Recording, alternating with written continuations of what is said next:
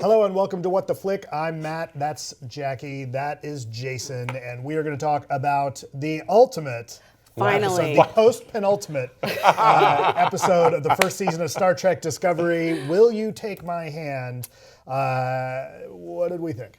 I think it was what it needed to be. I'll just put it to you that way. It was an end of the season. It wrapped everything up nicely for the most part with a bow. Right. Nothing was advanced. We had some cool moments. They should have had this episode 2 episodes ago, in my opinion. Look, I'm gonna lead with this. We got to the big scene underground, and with the big pit of despair, and there's a little like when Philippa's got the gun at Michael's chest, and she's like, eh. And like, wait, what? That's it? Like, she just talked her out of it? Come on. Like, talking about with that. no resistance. At all. Like, whatever. You want to do this? You'll be in trouble for the rest of your life. You know what? You're right. That was the I'm give out, up guys. moment. I'll see you later. The give up moment in the episode matched the give up moment within the season, because they just kind of laid there. Yeah, Because she was such a badass all episode. Especially because we see this scene where Georgiou is beating the hell out of Laurel. Right. And as we're watching that, I turn to my wife, I'm like, okay, that's the Michelle Yeoh we've been waiting for. Yes, right? Like, definitely. there's the Michelle Yeoh kicking ass, like showing what she's got. And so I'm thinking, okay, well then there's gonna be a really big fight scene later, right? Nope. No. That's it. No. Yeah, they're very anti-climactic, if you will. However, you say it gave us what it needed to give us for a finale. I thought it was fantastic, maybe because I'm basic, but I do like what I did not like was how they tied up Ash Tyler, and he was just like, I'm going with Laurel. I'm out. Goodbye. See you later. Though. It was just like, that's it. Really? Jacqueline theory. Remember what I said. We know you're always right. Go ahead. He might be the MLK. He might be that bridge, because he Maybe. can't be just Klingon. He can't be human. This is, to me, his natural progression. Also, I might add, the other Jacqueline theory, I think you actually started this, and I continued it. Burnham did have to mutiny in order to save the Discovery. Yeah, she did. She did. Look And at all our theories coming true. It wasn't tragic. She was like, yeah, we're going to mutiny, and everybody else is like, yep, Yes. we're right on board. And it wasn't the way we expected. I think me and you expected that it was going to be like really some bad. devastating Yeah. thing. And they would eventually come to understand her. This one, everybody was with her because of how she played it. And I think it solved a plot problem I had from the pilot. And forgive me if I'm remembering this incorrectly, but like when Burnham was like, we need to give them a Vulcan hello or Klingon hello or whatever, she didn't seem unreasonable. It was just nobody was listening to her. Because they were still pissed at her for what had transpired previously. I mean, this is before whatever transpired. This is at the very beginning when she does the mutiny. Got it. Right. It's this idea that she was like, oh, we need to do this. She wasn't doing anything against Starfleet regulations. And in this episode, it made it seem like she was asking them to burn down Discovery or something. Right. It didn't make as much sense. I have to tell you though, now that you said a Vulcan hello or a Klingon hello, I'm like, that's some kind of dirty thing, like Like a dirty Sanchez? yeah, like what's the Vulcan hello? They're like, I got a Vulcan hello, it's glorious. I'm like, wait till you get a Cardassian hello. So good. We'll all right, blow your so mind. there were some, did you catch, I caught 2 really awesome Easter eggs in this. I caught one, Okay. the space whale. Oh, I didn't catch that Yeah, one. because The space- Tilly was Okay, eating right. space whale, which is what Mudd was busted okay. smuggling before, because No. it was an endangered Got it. species. No, I caught 2 others. What'd you All right, catch? one was the dude that got Tilly high. Right. Clint Oh, Howard. yes, Orion? was also in the was original. Clint Howard was in the original series as a little kid with an adult's voice. Yep, son, yep. Or brother of Ron Howard. Brother of Ron Howard. And the Orions, like, oh, okay, the Orions made an appearance, cool. I but did notice him, but I forgot that he was in that. And it's such a creepy episode. It's a good one, too, because he has that, like, booming voice underneath him. So and, the other little Easter egg, it's a blink if you'll miss it. As they're walking through the bazaar, there's this pot with these little bug-looking things, and they're the bugs that release the little young in Wrath of Khan that go in the ear. Oh. Yeah, exactly. Those creepy ones my from God. Ceti Alpha 5. Good pull. No, Ceti Alpha 6. Oh, good job. No, Ceti Alpha, yeah, anyway. One of the Ceti Alpha something. Good effort. I did love the narration of this episode, though, with Michael, asking the questions. I think, and like you said, they tied it up in a bow. But I felt there was a lot of great emotive moments with this episode. Did you not? For a finale, I'm just expecting a little bit more. Did I miss something when L'Orel's holding up the hydrogen bomb, talking to the other Klingons, and she's like talking about, Drop your weapons. Yeah. What did I miss? Why was she holding that? Because Burnham gave it to her. Okay. Right. And he was basically like, hold them hostage with this. And so Got you can it. get your way. Right. Okay. And now she's got Tyler as her right-hand man. Right. L'Orel basically gets to say to the entire Klingon Delegation, empire, like, look, we're either going to come together or I'm going to blow everything up. They were trying to flesh out Tyler's character. Yeah, I from a storytelling standpoint, I'm a little surprised that you almost expected the Federation, rather than blow up the planet, then to turn to the Klingon hierarchy and say, hey guys, by the way, you're going to burn us down? We're here to burn you down. Like, I think that that would have been the equivalent of what Michael was pushing to do back in the beginning. Back in the this pilot. is the low. This is where they'll, right? Yes. Because if the Klingons suddenly said, oh, okay, the Federation basically has us by the throat right now. Yep. Okay, you guys are cool, right? And at least have this uneasy Cold War that you then see for the next few decades of storyline. And I was a little surprised they didn't go with that. Remember, she even commented on it in the episode, is essentially to say, we can't do that, but we can give somebody else the power to do that because that's Right. not Starfleet, which was such a cop-out. I'm like, but engineering it's almost as bad as doing right, it. like they weren't gonna, right, but I felt like her point was, it was not that they weren't gonna threaten to do it, it's that we're just gonna blow it up. Yeah, Right? true. It was less about the threat. It was less about the threat, but the fact that she then gave that same threat to whatever, it was objectionable all the way around. Yeah, there was some other interesting moments, like when they say, "Okay, go dress trashy." What was it? Dress. Low life. Yeah, dress like low life, Well, it which was basically- for Tilly means lots of cleavage and straight hair. Yeah, Right. Beyonce, Which you guys know how I video. feel about Beyonce Tilly showing up, Killy, which. Is that not the stupidest name for her? But Killy? it works. I know, but it actually works. Because when Michelle Yao, she's like, Killy. Like, Yes. it's like she commits so well. Yeah, and then what are they doing with her hair with the curly now? I'm not a fan of that. I From think the they beginning. should Starts keep out it curly, right? Yeah, and then she but- straightens it when she's getting serious.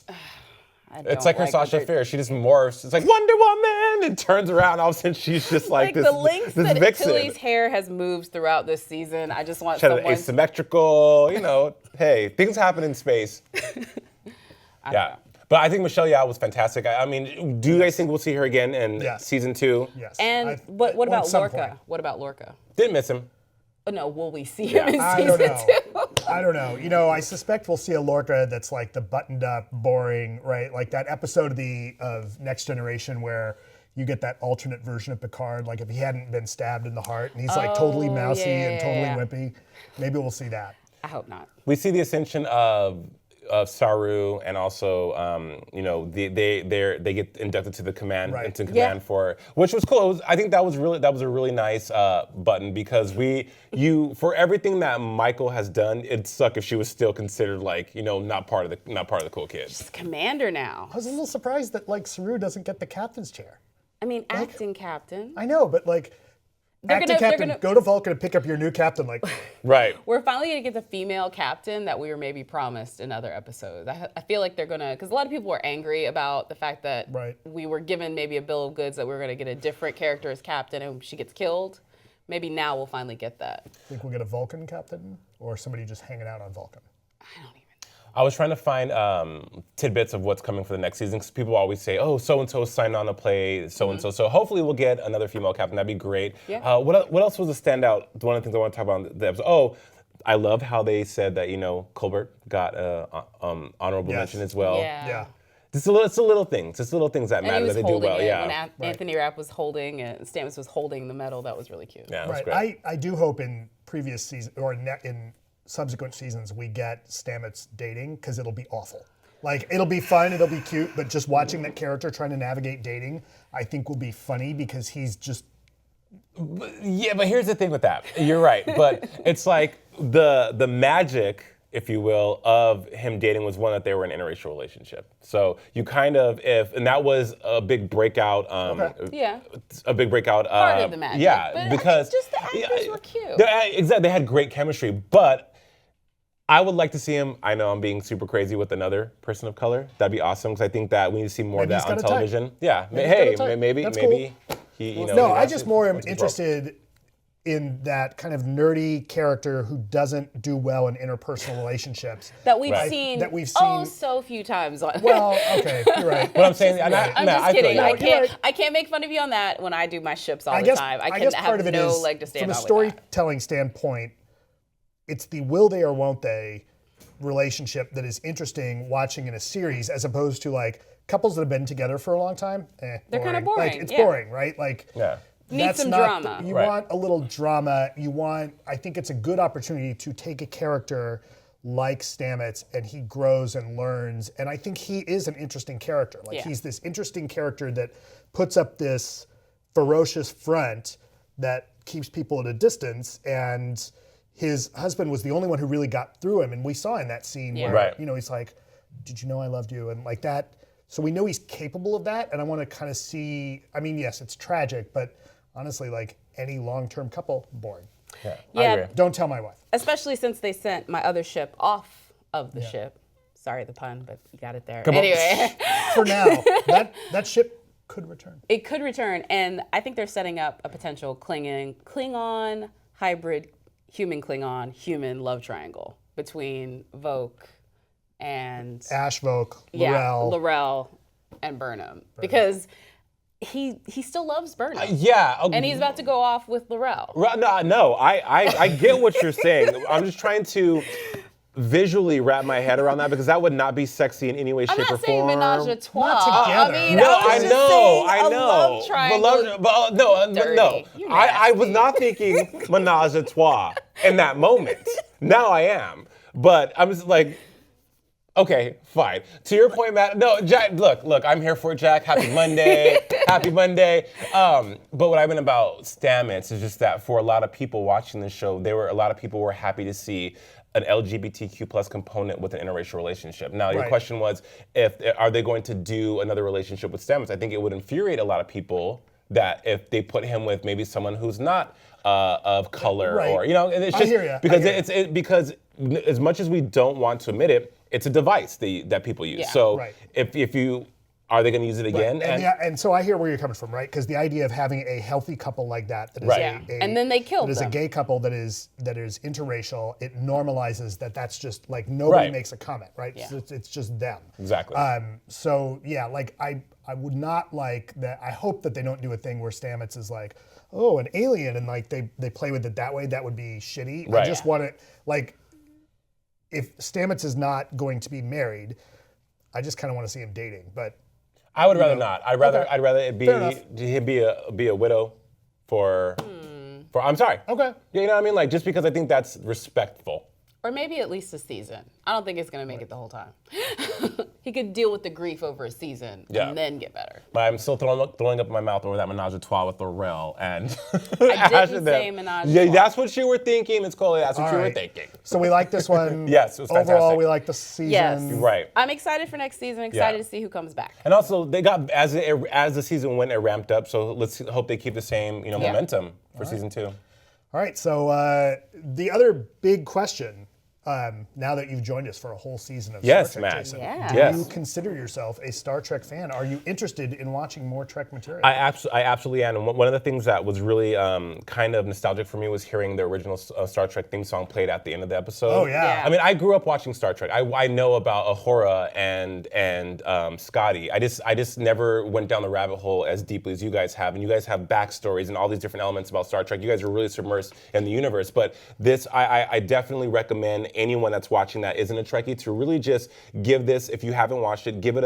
a chance. And in addition to great writing, great storytelling, the characters are really lovable. And I would love to come back for season 2. And I think I'm going to watch more and more Star Trek. As a matter of fact, I downloaded Wrath of Khan last night. So yeah. All right. with Montalban, yes. Yes, Yes. Ricardo Montalban. All right. Well, thank you for joining us for the entire season of Star Trek Discovery.